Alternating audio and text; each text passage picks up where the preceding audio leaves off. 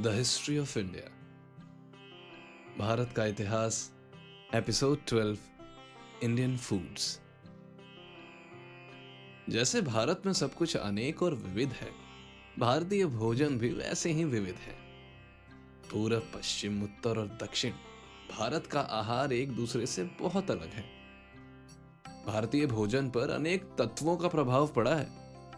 सभी क्षेत्रों का खाना दूसरे क्षेत्र से कुछ न कुछ हटके है। यह भारतीय भोजन को एक निराला और अनोखा रूप देता है। पूरन पोली हो या दाल बाटी, अंडा करी हो या तंदूरी रोटी, राजसी पुलाव हो या बंगाली खाना या हो मारवाड़ी खाना, भारतीय भोजन की अपनी एक विशिष्टता है और इसी कारण से आज संसार में सभी बड़े देशों में भारतीय भोजनालय पाए जाते हैं। तो हम शुरुआत करते हैं भारतीय मसालों से। मसाले भारतीय व्यंजनों का एक अभिन्न अंग है। इनके बिना आप भारतीय भोजन या पाक कला की कल्पना भी नहीं कर सकते। मसाले ही हैं जो भारतीय भोजन को उनका अनूठा स्वाद प्रदान करते हैं। भारतीय रसोई में इन्हीं मसालों के साथ अलग अलग तरह से सब्जियां, मांसाहार या फलों के साथ नए नए प्रयोग किए जाते हैं। मसालों की ही तरह मसालों का इतिहास भी मजेदार किस्सों से भरा है। भारत का सोने की चिड़िया कहलाना और अन्य देशों के लोगों को इसकी खोज में निकलना भी इन्हीं मसालों से जुड़ा है। यह भारतीय खाना पकाने में इनका प्रयोग कई प्रकार से किया जाता है। ये पाउडर के रूप में हो, साबुत हो, कई मसालों का मिश्रण या पेस्ट के रूप में हो, हमेशा भारतीय भोजन को अलग सुगंध और स्वाद से भर देते हैं। मसाले किसी भी साधारण व्यंजन को स्वादिष्ट तथा सुगंधित बना देते हैं। अलग अलग प्रकार के मसालों के स्वाद एवं गुण भी एक दूसरे से भिन्न होते हैं। व्यंजनों में स्वादिष्ट स्वाद जोड़ने के अलावा मसालों के कई स्वास्थ्य से संबंधित लाभ भी होते हैं। हल्दी, लहसुन एवं अदरक जैसे मसालों में जीवाणुरोधी यानी एंटीबैक्टीरियल तथा रोग प्रतिरोधक यानी इम्यूनिटी बढ़ाने वाले गुण होते हैं। आर्कियोलॉजिस्ट्स का अनुमान है कि लगभग 50,000 ईसा पूर्व इंसान ने सुगंधित पौधों के विशेष गुणों का उपयोग अपने भोजन के स्वाद को बढ़ाने के प्रयोग में शुरू किया था। अनुमानतः लगभग 2000 ईसा पूर्व में पूरे मध्य पूर्व में दालचीनी एवं काली मिर्च के साथ मसालों के व्यापार की शुरुआत हुई थी। मिस्र वासियों ने जड़ी बूटियों का उपयोग अपनी ऊर्जा शक्ति को बढ़ाने के लिए किया। विदेशी जड़ी बूटियों की उनकी आवश्यकता ने विश्व व्यापार को प्रोत्साहित करने में मदद की। वास्तव में मसाला शब्द उसी मूल से आया है कि जैसी उसकी प्रजाति है, जिसका अर्थ है माल के प्रकार। 1000 ईसा पूर्व तक चीन तथा भारत में जड़ी बूटियों पर आधारित चिकित्सा प्रणाली की शुरुआत हो चुकी थी। इनका प्रारंभिक उपयोग जादू टोने, चिकित्सा, धर्म, परंपरा और संरक्षण से जुड़े थे। समय के साथ इनका उपयोग क्षेत्र विस्तृत हो गया। रामायण जैसे प्राचीन भारतीय महाकाव्य में लौंग का उल्लेख मिलता है। भारत के बाहर ज्ञात मामले में रोमियो के पास पहली शताब्दी ईस्वी में लौंग थी। यहाँ रोमियो जूलियट वाला रोमियो नहीं, रोमियो यानी रोम के निवासी, क्योंकि प्लिनी द एडलर ने अपनी लेखन में उनके बारे में बात की थी। इंडोनेशियाई व्यापारी चीन, भारत, मध्य पूर्व अफ्रीका और पूर्वी तट के आसपास मसालों के व्यापार के लिए गए। अरब व्यापारियों ने मध्य पूर्व तथा भारत के मध्य आसान मार्गों की सुविधा प्रदान की। इनमें मिस्र के अलेक्जेंड्रिया शहर को अपने बंदरगाह के कारण मसालों का मुख्य व्यापारिक केंद्र बना दिया। यूरोपीय मसाला व्यापार से पहले सबसे महत्वपूर्ण खोज मॉनसूनी हवाएं 40 ईस्वी में थी, जिनसे जल मार्ग द्वारा व्यापार आसान हुआ। पूर्वी मसाला उत्पादकों से पश्चिमी यूरोपीय उपभोक्ताओं के लिए नौकायान ने धीरे धीरे भूमि मार्ग द्वारा मसाला व्यापार के तरीके को बदल दिया। जो पहले मध्य पूर्व अरब कारवां द्वारा खोजा गया था। मध्य युग में यूरोप में सबसे महंगे उत्पादों में मसाले शामिल हो चुके थे। इनमें सबसे प्रमुख काली मिर्च, दालचीनी, जीरा, जायफल, अदरक और लौंग थे, जिनको लेकर यूरोपियन लोग अत्यंत लालायित थे। 8वीं से 15वीं शताब्दी तक मध्य पूर्व तथा इसके पड़ोसी इतालवी शहर राज्यों के साथ मसालों के व्यापार पर वेनिस गणराज्य का एकाधिकार था। मसालों के व्यापार ने इस क्षेत्र को अभूतपूर्व रूप से समृद्ध बना दिया। यह अनुमान लगाया गया है कि लगभग 1000 टन काले मिर्च एवं 1000 टन अन्य मसाले हर साल पश्चिमी यूरोप मध्य युग के दौरान आयात किए गए थे।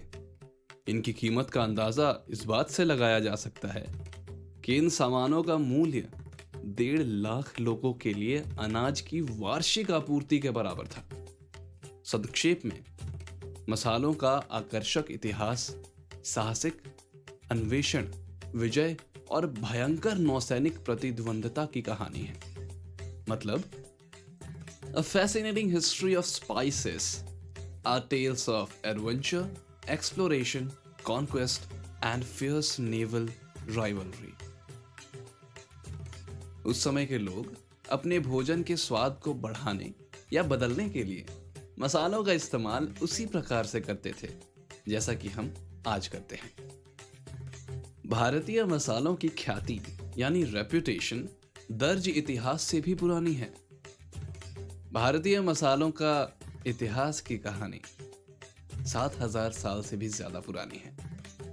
ग्रीस एवं रोम की खोज से सदियों पहले जल मार्ग द्वारा जहाज भारतीय मसालों, इत्र तथा वस्त्रों को मेसोपोटामिया, अरब और मिस्र ले जाया करते थे। इन्हीं की लालच ही कई नाविकों को भारत की तटों की ओर खींच लाई। ईसाई व्यापारियों या यूरोपियन लोगों से पहले ग्रीक व्यापारियों ने दक्षिण भारत के बाजारों में कई महंगी वस्तुओं को खरीदा, जिसमें मसाले सबसे ऊपर थे। रोम भारतीय मसालों, रेशम, ब्रोकेड, ढाका, मलमल तथा जरदोजी के कपड़े आदि पर एक अच्छा खासा मौलय खर्च कर रहा था। ऐसा माना जाता है कि पार्थियन युद्ध रोम द्वारा बड़े पैमाने पर भारत के व्यापार मार्ग को खुला रखने के लिए लड़ा जा रहा था। यह भी कहा जाता है कि भारतीय मसाले और उसके प्रसिद्ध उत्पाद धर्मयुद्ध एवं पूर्व में अभियान के लिए मुख्य कारण था। मसाला व्यापार के प्रोत्साहन के तहत पुर्तगाल ने क्षेत्रीय रूप से व्यावसायिक विस्तार किया। वर्ष 1511 तक भारत के मालाबार तट एवं सिलोन के मसाला व्यापार पर पुर्तगालियों का नियंत्रण हो गया था। 16वीं शताब्दी के अंत तक भारत में मसाले के व्यापार पर उनका एकाधिकार पुर्तगालियों के लिए असाधारण रूप से लाभदायक था। इसके साथ भारत से लिस्बन वापस लाया गया मुख्य उत्पाद काली मिर्च था। पाइपर नाइग्रम या काली मिर्च की खोज ने उसे उस युग में सोने जीतने जैसा बना दिया था। 16वीं शताब्दी में पुर्तगाल के राज्य के राजस्व का आधा से अधिक हिस्सा पश्चिम अफ्रीकी सोने और भारतीय काली मिर्च तथा अन्य मसालों से आता था। मसालों का अनुपात सोने से काफी अधिक था। उस समय में काली मिर्च को सबसे मूल्यवान समझा जाता था। यहां तक कि किसी व्यक्ति के जीवन से अधिक मूल्यवान काली मिर्च का एक बोरा हुआ करता था। इस समय के मसाला व्यापारियों में सबसे अधिक अमीर अरब व्यापारी थे। प्राचीन काल में दक्षिण अरब महान मसाला निर्यातक हुआ करता था। अरबों ने मसाला व्यापार पर पहला एकाधिकार हासिल करने में सफल होने के लिए पौराणिक कहानियों का इस्तेमाल किया। भारतीय भोजन का इतिहास एवं समय के साथ इसमें आए परिवर्तन, विभिन्न विदेशी सभ्यताओं के संपर्क में आने से बनने वाले नए नए व्यंजनों और रोचक भारतीय खान पान को जानते हैं। अंग्रेजों का समय 16वीं से 18वीं शताब्दी के बीच की अवधि में अंग्रेजों ने मसालों के व्यापार का पता लगाया एवं उसे नियंत्रित करना शुरू किया। कुछ समय बाद अमेरिकियों ने मसाला व्यापारिक समूह में प्रवेश किया। इस प्रकार आप देख सकते हैं कि मसाले का इतिहास हमेशा नियंत्रण, शक्ति एवं धन का इतिहास रहा है। काली मिर्च मसाला व्यापार की नंबर 1 वस्तु साबित हुई, जिसने कई लोगों के जीवन में बहुत अंतर ला दिया। खासकर जिस तरह से यूरोपीय इसको खाते थे, वो भी सिर्फ इसलिए कि ये थोड़े से मसाले के साथ बेहतर स्वाद और कड़ाके की ठंड में भी खून का बहाव बढ़ाकर गर्मी का एहसास कराती थी।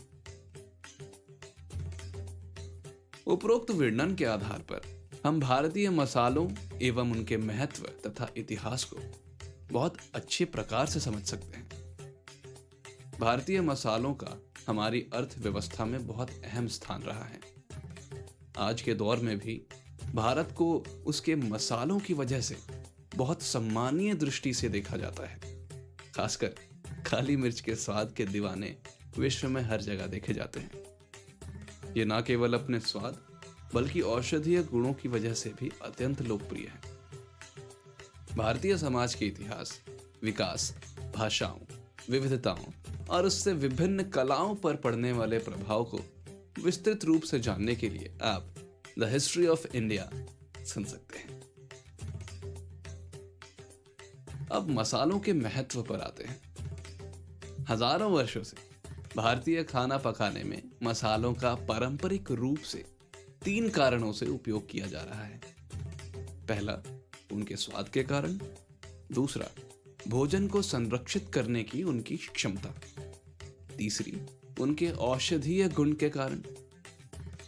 भारत की जलवायु ने इसे विभिन्न प्रकार के मसालों को उगाने के लिए आदर्श स्थान बना दिया है, जिसके कारण यहाँ प्राचीन समय से मसालों की विभिन्न प्रजातियों की खेती की जाती है।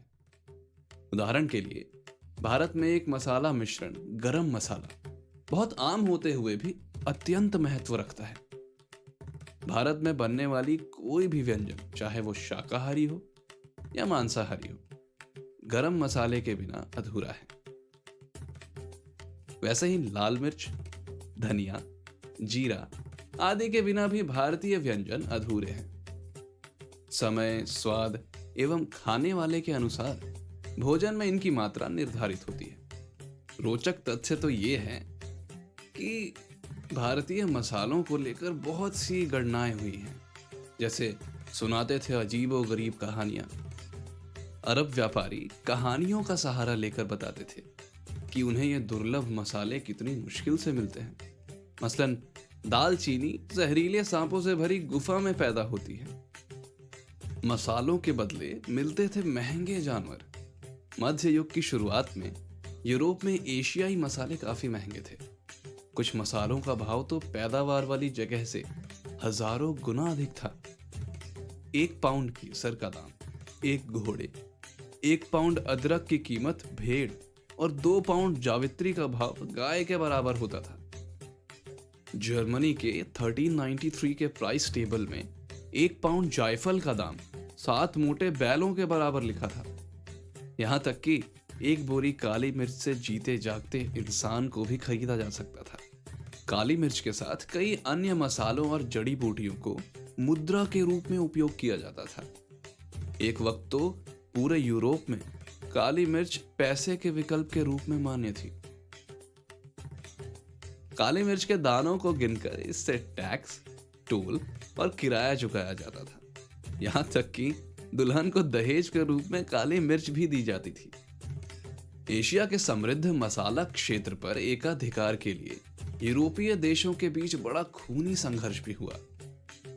1498 में Vasco da Gama Cape of Good Hope route से भारत तक पहुंचा। इसी रास्ते से 1501 में एक पुर्तगाली दल भारत से मसाले लेकर यूरोप चला गया। फ्रांस, स्पेन, पुर्तगाल, हॉलैंड और ग्रेट ब्रिटेन की पश्चिमी यूरोपीय शक्तियों के बीच मसालों के व्यापार पर नियंत्रण के लिए 3 शताब्दियों तक खूनी संघर्ष चला। ब्रिटेन ने तो भारत के चिकन टिक्का को राष्ट्रीय व्यंजन बना रखा है। भारतीय काली मिर्च, अदरक और हल्दी अब पूरे दक्षिण एशिया में कई व्यंजनों का आधार है। इसे अंग्रेजों ने विश्व स्तर पर करी पाउडर के रूप में फैलाया हुआ है। So this was about the spices of India. भारतीय मसालों की बात ही कुछ और है। This episode will be continued in the next part, the Indian foods. Till then, keep eating healthy, stay healthy, take good care of your health, and keep listening to The History of India. This is Rakesh signing off. Thank you for listening.